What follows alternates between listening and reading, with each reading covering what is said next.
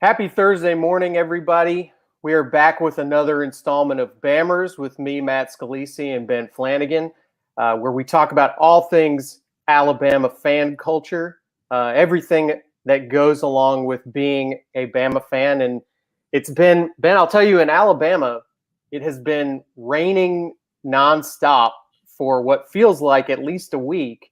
But we've also I'll very cheesily transition that into saying we've had another thing pouring in recently, which has been non-conference football game announcements. It feels like there has been a never-ending series of these dropping over the course of this offseason, and we've talked about on this show before. I think that the new sort of strategy that Greg Byrne has of we're moving away from these neutral site games that we've all gotten so used to, and now we're seeing more and more of these home and home series. And so Alabama, really starting next year, you're going to see Alabama play a big team on the road every year and a big one at home in Bryant-Denny, which I think will be really exciting for fans. I think it will be a cool experience. I've enjoyed the Atlanta, Dallas, Orlando games, but after a while, there's only so many times you can do the Atlanta, Dallas, Orlando thing, I think.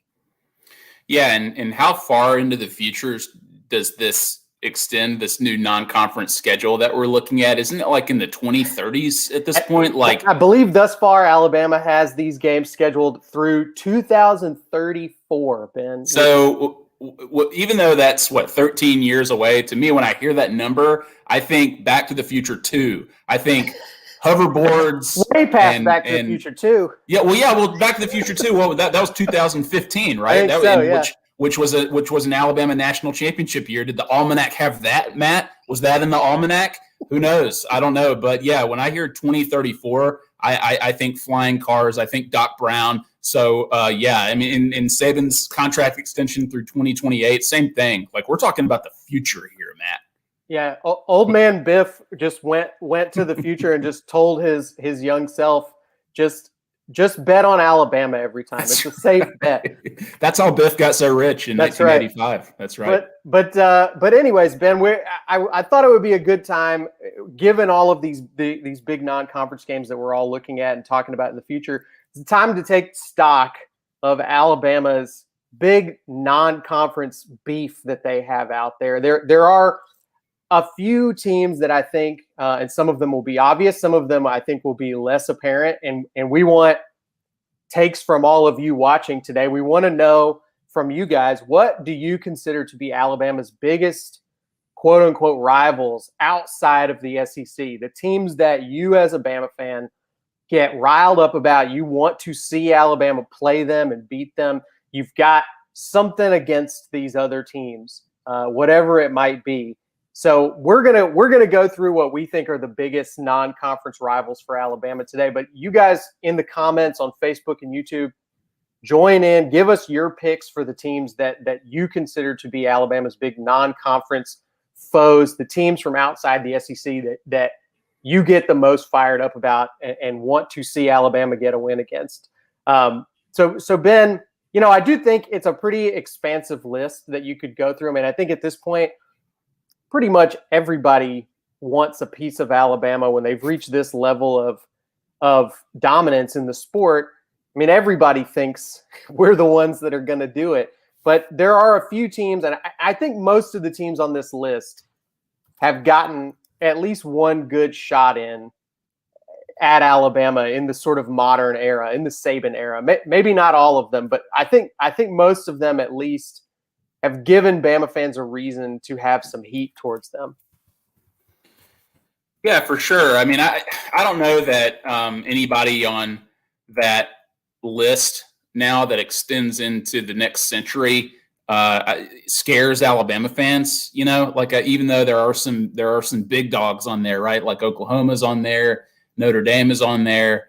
Ohio State, I think, is on there, but you see these scheduled games, and it's funny because before Alabama played USC last, it was booked several years prior to that, and I think a lot of people thought, wow, at the time, USC was probably really good when they booked it, and they thought this is going to be a showdown for the ages. and then Alabama beat them 52-6 or whatever it was. And so you never know how it's going to go down with these neutral site games and these home and homes, especially, which I think makes it way more interesting for the fans. I like the neutral site games, like you said. They're great television. They're great experiences for the people who go enjoy those mega stadiums and see two great teams play at a high level. But I think for the fans, the home and homes are really exciting, and it lets these Alabama fans and the other fans come and see these campuses, see these stadiums, all the history and tradition that each of the programs have, the fan bases, meeting them, hosting them. It's really good for the sport. It's really good, I think, overall for the experience. So, but the teams on that list, it's going to be interesting to see where Alabama is by the time that they play some of these teams, especially in the 2030s. Who knows? Who knows what the programs are going to look like? It's amazing. You did mention USC. They're a little bit of a forgotten draw at this point, as we see from Michelle here. Oh yeah, USC. Remember them? Remember they used to be a big deal. Well, look, Boston College is on this list too, and now Alabama's got to get revenge on the Doug Flutie game from 1984. Matt, I think that's what went into this scheduling decision here, and I know that I've been waiting for it. That was the year of my birth, and to open the year of my birth with a loss to eventual Heisman winner Doug Flutie, it still hurts 30-something years later. Well, let's dig into the big names here. I've already seen quite a few of the ones that we're going to talk about today popping up in the comments, but let's go with your first pick of these teams you want to talk about. So my first pick is Southern Miss. Southern Miss was just always such a presence on the schedule in my coming of age as an Alabama fan. Growing up, it just seemed like Alabama played them every season. And up until the mid-2000s or so, they were pretty much a fixture on Alabama's schedule. And some of the games could get really interesting, way more interesting than we certainly anticipated as Alabama fans, including a few losses. I think historically Southern Miss has beaten Alabama 5 times, and I was there for one of them. They stomped Alabama 21-0 at Legion Field on a freezing cold night in Birmingham in 2000. I was there. It sucked. It was a dark season for Alabama altogether, which obviously began with that UCLA game that we've tried to forget now for the past 21 years, but just keeps coming up. And of course, people remember the Brett Favre game where he beat Alabama, another legendary quarterback like Doug Flutie. Tom Brady's one of those quarterbacks who beat Alabama. We'll always have that on us. And he won, I believe, in comeback fashion in 1990, also in Birmingham. So for whatever reason, there are these bigger teams, these helmet teams that we're going to talk about. But for me personally, growing up when I did, watching Alabama, Southern Miss was the non-conference game of the season. Before you got to the SEC games and everything, it was just always like, okay, Southern Miss, got to play them, maybe a good warm-up game, not quite a cupcake game because they could obviously beat Alabama certain seasons. So that's one for me, Matt. I'm sure you probably have Southern Miss memories too. I definitely do. You're right, Ben. It was a long streak. As far as I can tell, it looks like they played every year from 85 all the way through 2005. So a good 20-year stretch of time that these two teams had an ongoing rivalry. They played a lot in the 60s and 70s too. And there have been a couple of recent meetings. They were pretty one-sided for Alabama at that point. But a lot of those games in the 80s and 90s were pretty tight if you look at the scoring margins. And as you mentioned, Southern Miss won 3 of those games. The ones that stick out to me, obviously, I remember 2000 because it was I would say that was a pretty significant game in the history of Alabama football. Hard to know exactly what was the moment that Alabama fans gave up on Mike DuBose, but losing 21-0 to Southern Miss, definitely not something that helped him. That one was at Legion Field, and I was at that game. I remember that.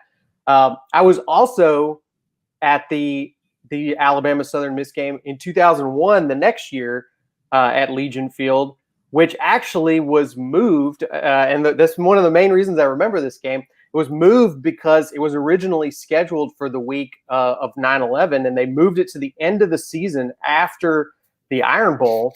and they played in a torrential downpour at Legion Field in December, probably, I'm guessing. So definitely a memorable set of conditions for that game to be played in. Alabama did win that one, but and then I would say obviously the other one that sticks out is 2005, which was a very close game what looked like going into halftime. Alabama was in trouble in that game, in a pretty pivotal year for Mike Shula. And then Tyrone Prothro makes an incredible catch that is still immortalized everywhere, all over campus to this day against Southern Miss. The behind the back catch that we all now just know as the catch. So definitely they've been a significant opponent. I think they're a little bit of a forgotten rival, in large part because of what's happened to Southern Miss as a program. I think it's harder for a school like them to compete against a Power 5 program these days. But a lot of good history there for sure. Yeah, they played, I think, as recently as 2019. They played another time 5 years before that. And those were both blowouts. But, just growing up watching Southern Miss the way that I did, I was certainly thinking about them a little differently going into those games. I wasn't thinking this is going to be a cupcake. I've seen the worst end of this Southern Miss rivalry. So I'm expecting a good game, because a lot of those games back then, they would be like 20-13 or like 24-20, scores like that, where it's just like, wait a second, we're supposed to be better than Southern Miss. Why are they giving us a game like this? Why are they beating us 21-0? And it doesn't make any sense. I think, anybody may have done that in the 2000 season. But yeah, Southern Miss is always going to be one that I remember non-conference wise. Cool. All right. Who else is on the list for you, Ben? So next for me, I've got Ohio State. And so, look, I mean, you can go a lot of different directions, because we've only played Ohio State 5 times total, like 5 times total. And Alabama has won 4 of those. Ohio State has won 1 of those. The reason that I think it's important non-conference wise, I'm looking at it through the prism of now, through modern college football, right? Where Ohio State is a power. Alabama is obviously a power. And they're both vying for the national championship.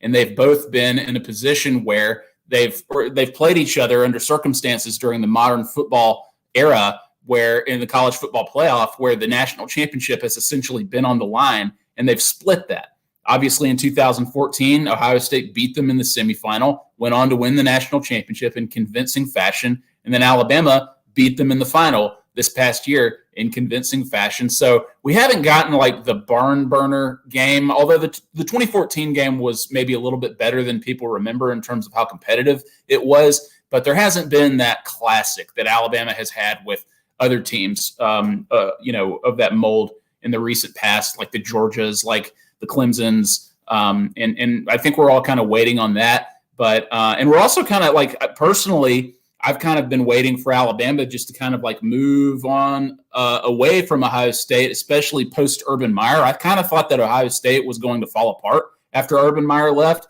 and Ryan Day obviously kept them intact, kept them competitive. They went to the national championship, and they've stuck around. Great recruiting. And so I don't think that's the last we've seen of Ohio State. And it's always been a bragging rights kind of a game, right? Where SEC has kind of dismissed Big Ten teams as soft and not at the level of the SEC. And Ohio State obviously shut everybody's mouths in 2014 by beating Alabama the way that they did. Alabama exacted revenge, but as far as I'm concerned, in terms of like the modern era, it's split 1-1, and we'll see what happens. I could have gone with Michigan here, I think, Matt. There have been some interesting games, but for me, despite the Orange Bowl back in 1999, the Alabama vanquished Michigan the last couple of times they played them. They opened the 2012 season and absolutely smacked them. I think Brady Hoke was the Michigan coach at that point. Correct me if I'm wrong. And then obviously in the Citrus Bowl a couple of years ago, which was a coming out party for Mac Jones. Najee Harris had an amazing game. Obviously those wide receivers, including Jerry Jeudy, who improved his draft stock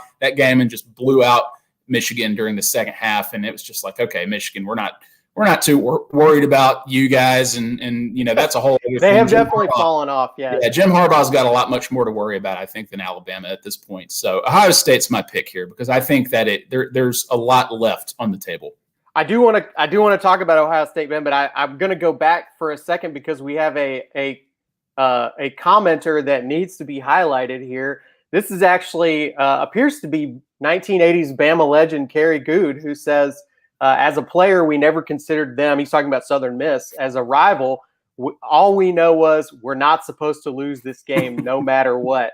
And Kerry, your teams definitely did a pretty good job against Southern Miss. Nothing to worry about there. But yeah, props to viewer of Bammers and 1980s Alabama running back. I believe 1983 SEC Freshman of the Year, wow. Kerry Good, for joining us in the comments today on Bammers. But roll Tide, Kerry. Yeah, roll Tide, Kerry.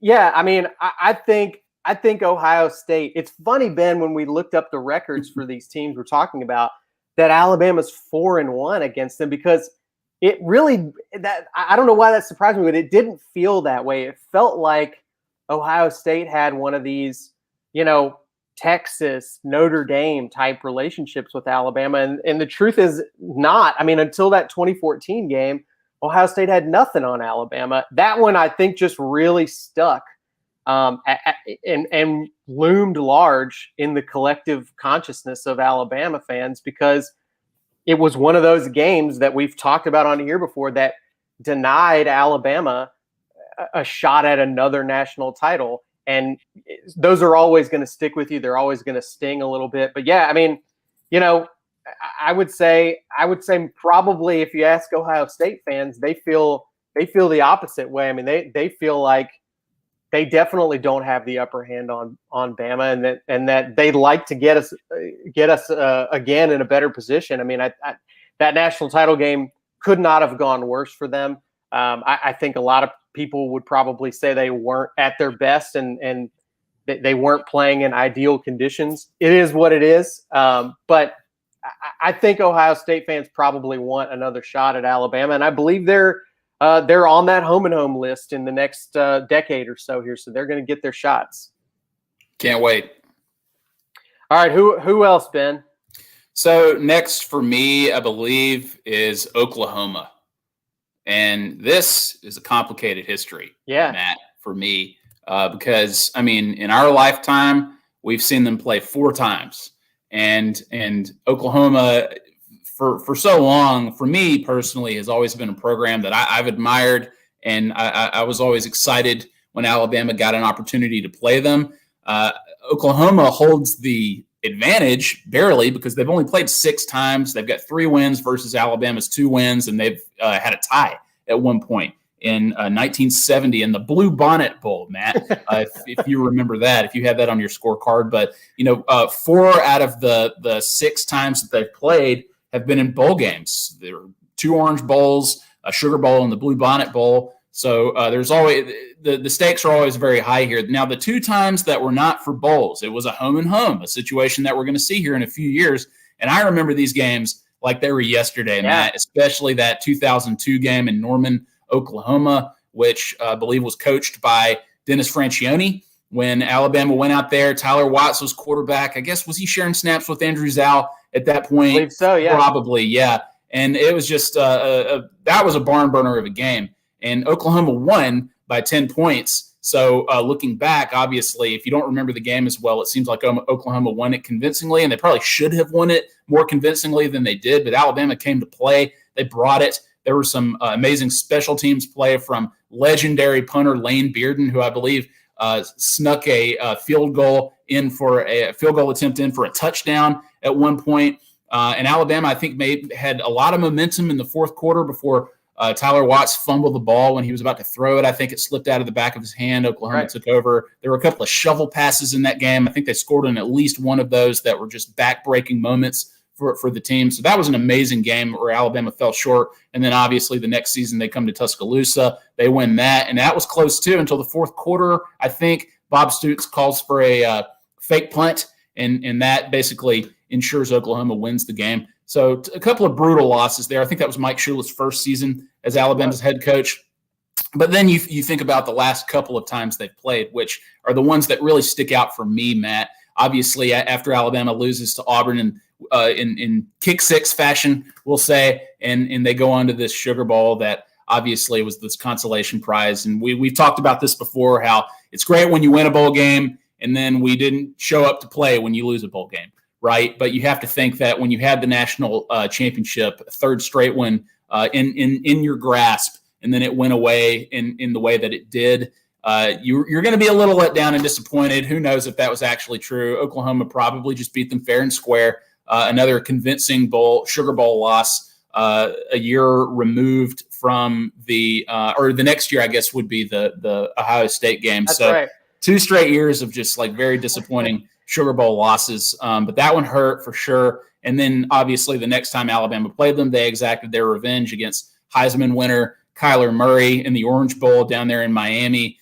Tua Tagovailoa, just a masterful performance from him and the rest of the offense, where Alabama just looked dominant, opened up with a 28-0 lead early in that game. Josh Jacobs running over people, just an amazing performance all around. But again, this one is just like when the stakes are extremely high. These are two of the blue blood programs nationally. So when they can get together, it's always must-see TV.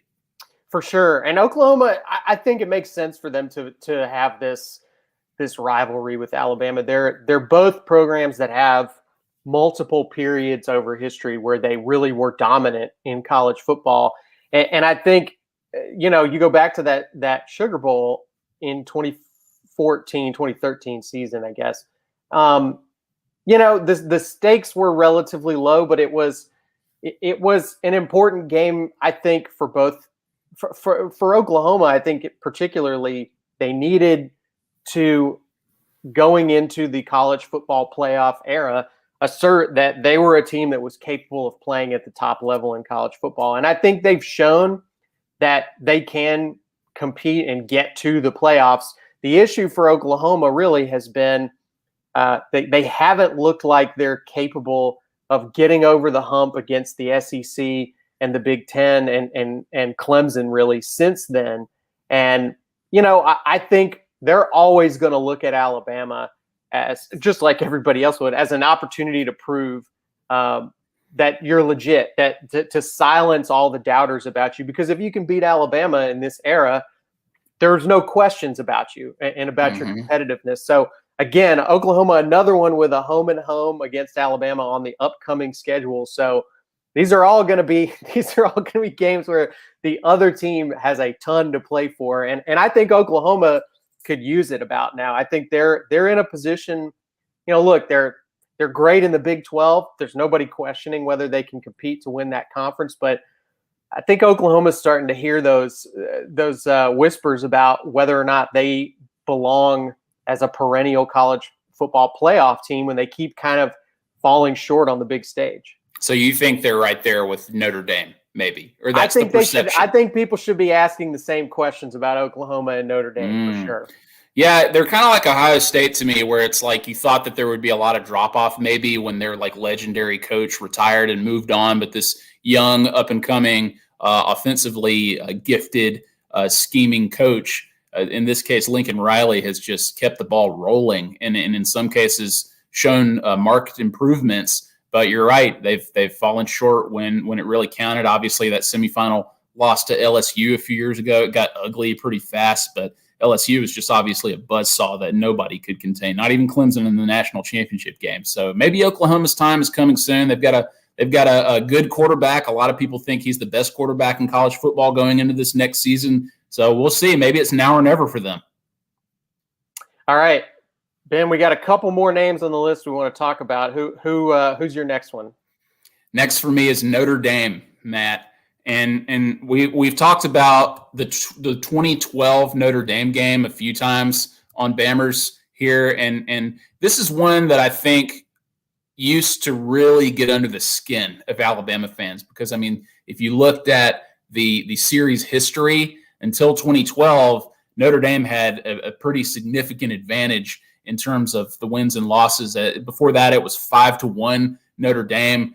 They had beaten them in key bowl games, the Orange Bowl in 1975, the Sugar Bowl in 1973, a few here and there on the way to 2012 when Alabama absolutely obliterated them in the BCS championship game down there in Florida, 42-12, 4-touchdown performance. It looked even worse than that, to be honest with you, Matt. It looked like a different caliber of teams were playing each other that night, and I think the rest of the college football landscape felt the same way. They were just in different places, those programs, just in terms of recruiting, just in terms of coaching, maybe even that Brian Kelly has done a great job at Notre Dame in terms of keeping them as relevant as they have been, making the college football playoff a couple of times after that, including this past season, where once again they run into Alabama in the semifinal and a similar result. Better result to a degree, but a similar result. Alabama was just a much better team, and it goes back to that same thing you brought up about Oklahoma. At what point are people going to kind of maybe give up on Notre Dame as being a potential national champion? Not in the sense that like Notre Dame is always going to be around and respected. Their history is just too great. And again, Brian Kelly's done a great job. And so as long as Notre Dame is competitive, I think people are going to want to keep them around in the national championship and college football playoff picture. But at some point, they're going to have to jump that hurdle. They're going to have to win that big game and be a national champion, or at least be more competitive than they have been, at least when it comes to playing Alabama and Clemson for that matter. Yeah, I do think last season was a little bit of a weird – I mean, it's a weird season on a number of fronts, but I think Notre Dame even got in that position because they got a big win that kind of elevated them to that spot. And the win came against a Clemson team that was certainly – had one hand tied behind their back. And I think once we saw them play a second time, it was pretty evident.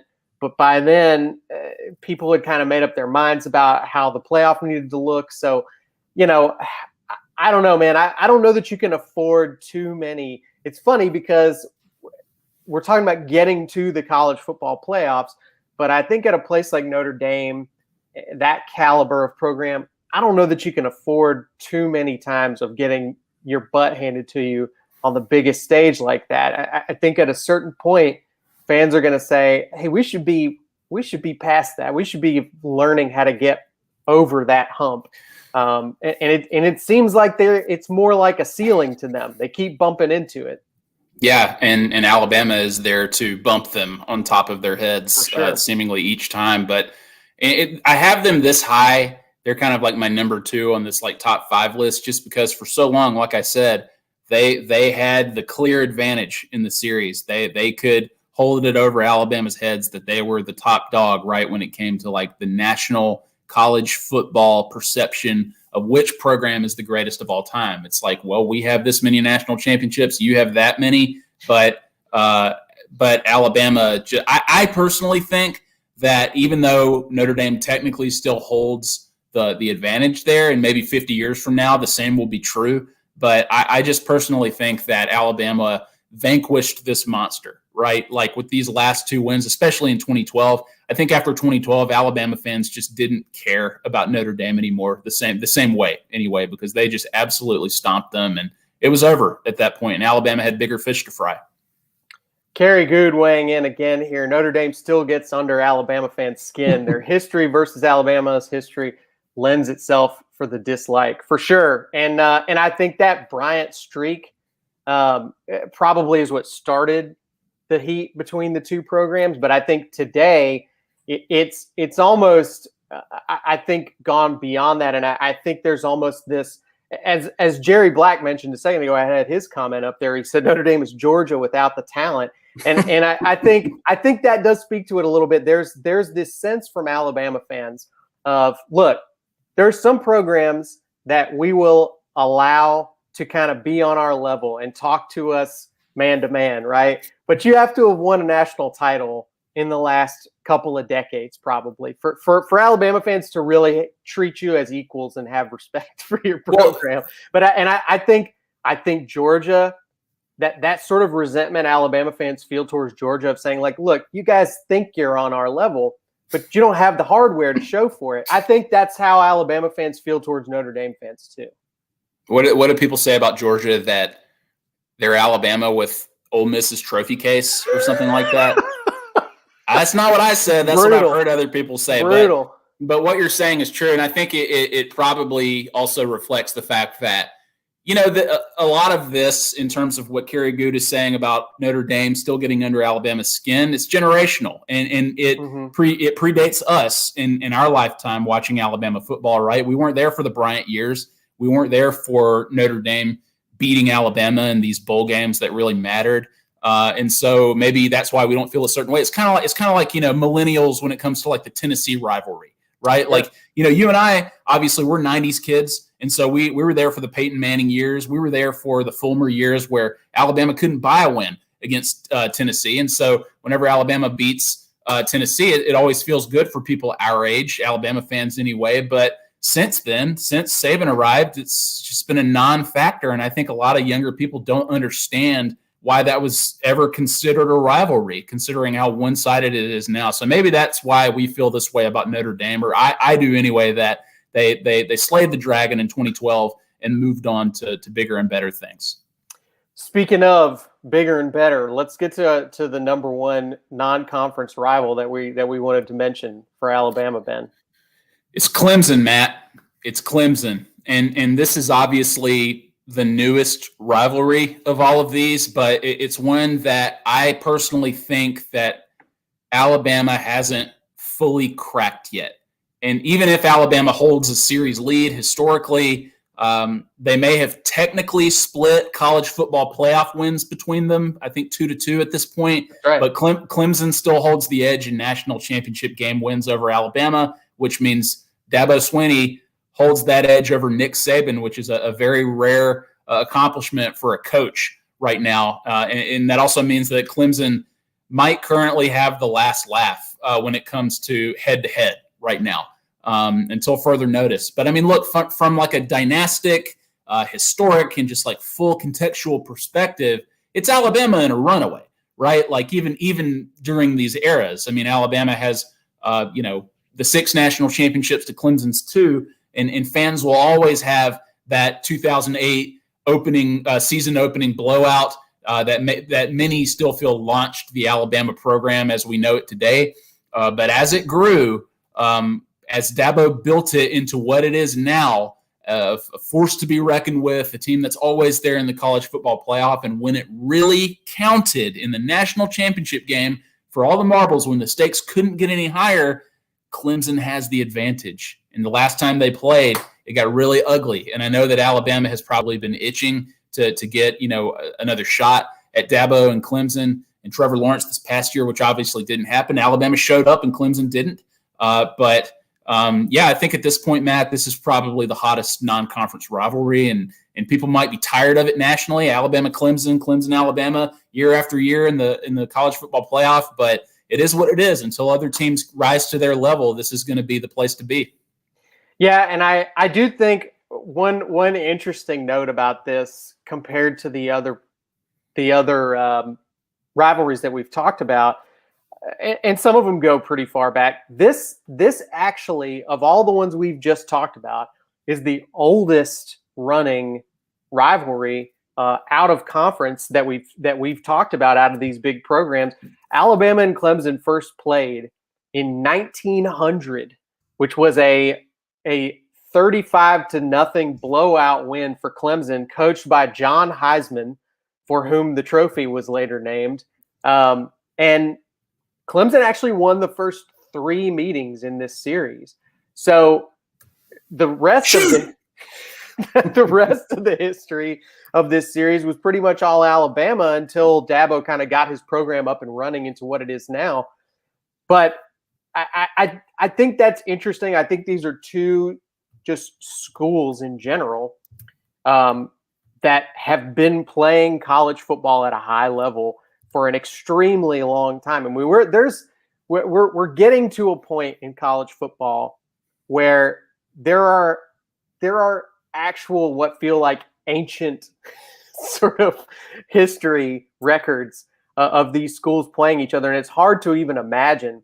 But I think when 100 years from now, when people are looking back at this era of college football, there's going to be no question that if you had to write one paragraph about the last 10 years of college football, you're going to be writing about Alabama and Clemson. And I suspect that even though Clemson is not one of these schools that has a home and home scheduled with Alabama in the next 10 years, they're going to play each other. And I think that's probably why they're not on the schedule for each other. They both know we're going to see Clemson. We're going to see Alabama in the next few years here. Do you agree with me that Clemson has bragging rights over Alabama right now? I think it's hard to say because ultimately I think you're trying to accomplish big things for your program. I think Alabama and Clemson are competing with each other 365 days a year right now. I think that is an ongoing rivalry. It's on the recruiting trail. It's about winning national titles so that you can both celebrate them, but also go to future players and say, hey, look what we've accomplished with everything that we've had the last 4, 5, 10 years. And I think they're pretty comparable. I think that if you look at what Clemson as a program has to offer right now, their facilities, and I saw them a few years ago in person. I've been through both of these schools' football facilities and their stadiums, very comparable at this point. And not a lot of schools I would say that about in terms of versus Alabama. In the ability to compete on the national stage, both of them way up there. And I think I think really these two schools look at it as we're in a window of time right now where we're on top of this sport, and we've got to win every national title that we can while we're at this position. And right now, Alabama's done a better job of that. So I think from that standpoint, folks are probably feeling a little better about themselves, about what they've accomplished and how they've taken advantage of their position at Alabama.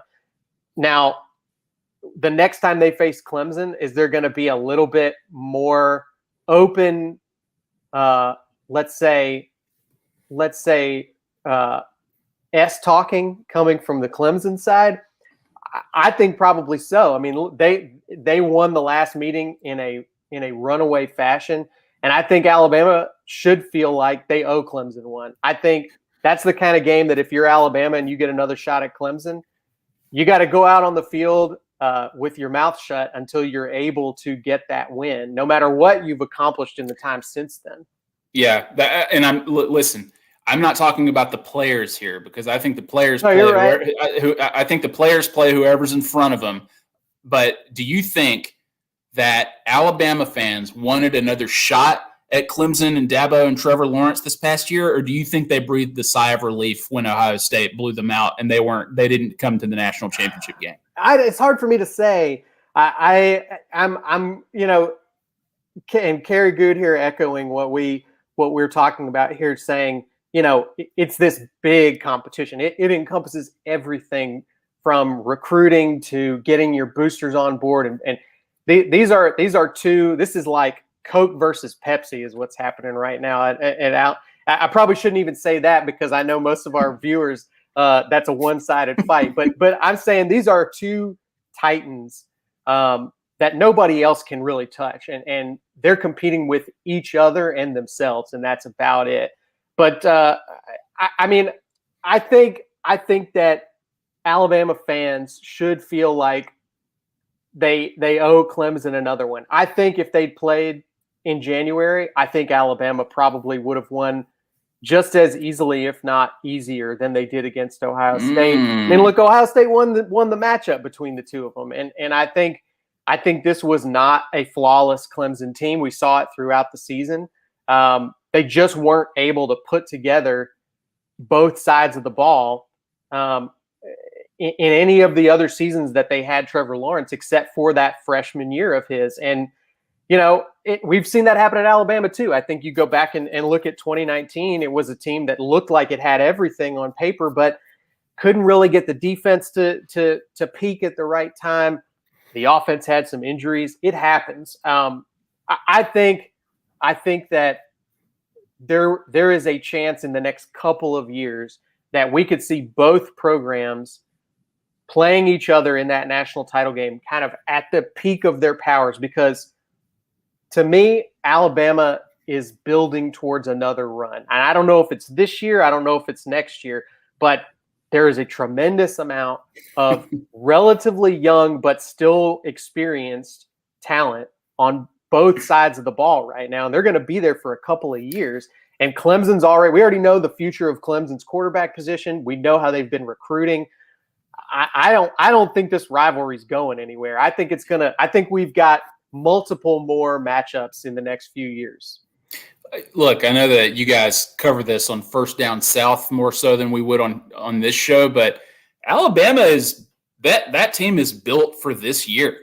They're built to win this next season, and it obviously hinges on the play of Bryce Young and how he'll do. But if he is what we've heard he can be and what we've seen so far in small glimpses, he's going to look, I think Alabama is just so talented across the board every year that they can compete no matter what.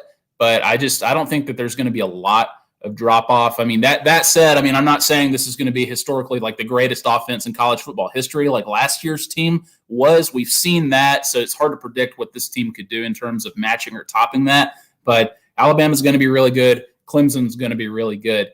But what's another interesting sort of angle here, Matt, is we've always kind of talked about Dabo as being Saban's potential replacement, but now we've got Saban signed an extension for another 7 years through 2028. So it's like, say Saban coaches through 2028. 7 years from now, is Dabo still going to be that coach? Is he still going to be as competitive as Nick Saban? Because I think a lot of people are assuming if Dabo, who just won these national championships, you take that Dabo and plug him in as he is now to Nick Saban's role or the next head coach role, and there you have this Dabo Swinney. So it's like, no, you have to think a decade later. What will he look like as a coach a decade later? And is he still going to be interested at that point? Who knows what coach is going to be out there that everybody's talking about? It may not even be Dabo, almost 10 years from now. Sure. So it's interesting. It's tough to sustain success. And I look, at this point, it's fair to say Clemson's done a pretty good job of sustaining success, as good as anybody else that we've seen other than maybe Alabama. The question is, can they keep doing it? Can they go through, and they're going to start hitting this point. They've managed to mostly retain their key assistants, right? That was a wave that Alabama eventually had to learn how to deal with. Was they're so successful for so long, their coordinators start getting poached basically every single year. And that's a tough thing to deal with. And it took Nick Saban a couple of times, I think, to perfect that process. How's Dabo going to deal with that? How are both of these programs going to deal with name, image, and likeness becoming a new factor in college football and how that all works? So there's a lot still left to be written in this story, I think. And it goes way beyond just recruiting and developing players. It goes down to, how can you run every aspect of your program, and can you deal with the natural changes in the sport over time? So far, I think as good a job as Dabo has done, he's not proven himself to be as adaptable as Nick Saban, because he hasn't had to do it as many times. So we'll see. We'll see how the both of them deal with the next, 10 years in college football. Well, Ben, we ran through our list. I think we've got a few other names that got thrown out there. I saw Penn State was mentioned. Jerry Black said, play Miami every year. You're going to get Miami this year, so that's fun. I would throw out another random one, which would be UCF. Ben, UCF got a win against Alabama in that 2000 season that we mentioned earlier. Also, I think sticks in their craw a little bit that UCF tried to claim a national title in 2017 because they beat Auburn in the Peach Bowl, and Alabama was the national champs that year, and because they weren't undefeated, I guess UCF decided they were the national champions. You know what, man? On top of it, also, they now have Gus Malzahn as their head coach. To me, I would not hate seeing a UCF versus Bama matchup somehow in the next few years. You know what, Matt? Let them have the national championship. They can have it. enjoy. Sure. Yeah. Take it, Good for you. I put them on the level of Southern Miss, I think. They're a pesky one out there hanging around. But thanks to everybody for contributing all of their picks for Alabama's non-conference rivals. Big thanks to Kerry Good, Alabama legend. What a pleasant surprise to have Kerry drop in. Kerry, we're here every Thursday morning. If you want to join us and be a part of the discussion, and we'd love to have you on camera with us sometime. So holler at me if you're interested. But to everybody else, we're here every week on Bammers every Thursday morning. You can also go check out Ben's podcast of the same name wherever you get podcasts. It's out there on all the major podcast platforms, and it's a lot more in depth. It's a lot more interviews and sort of a deeper exploration of Alabama fandom on a whole bunch of different topics. This is really just kind of our live back and forth edition of that show. But thanks to everybody for continuing to join us every week here on Bammers. We love the interaction that we get from you guys, and we'll be back again next week to do it again. So thanks Ben, and thanks to all of our viewers out there for being a part of the show this week. Thanks, Matt.